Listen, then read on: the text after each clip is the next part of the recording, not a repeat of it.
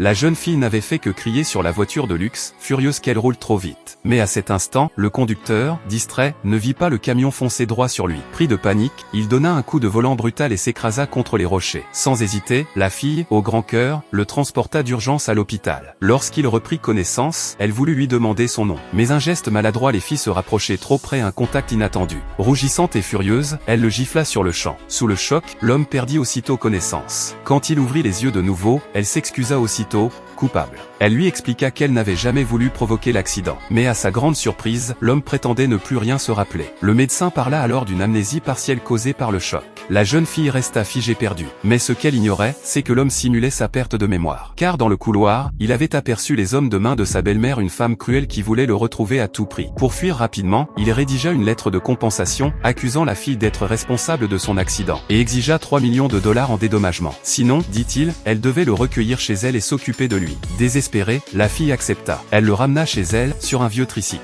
Mais dès le premier jour, le faux amnésique mit la maison en feu. Un simple repas devint un désastre, il fit exploser le micro-ondes. Et la maison fut envahie de fumée. Furieuse mais compatissante, la fille lui lança « Si tu veux rester ici, ne fais plus de bêtises ». Mais il comprit tout de travers. Pendant qu'elle travaillait, le gérant de l'épicerie l'appela en urgence. En arrivant, au milieu des bouteilles renversées, elle découvrit l'homme, et le magasin dans un chaos total. Elle dut payer tous les dégâts, tête basse. Face au regard hautain de cet amnésique, elle sentit la colère monter, mais aussi un étrange sentiment qu'elle ne s'expliquait pas.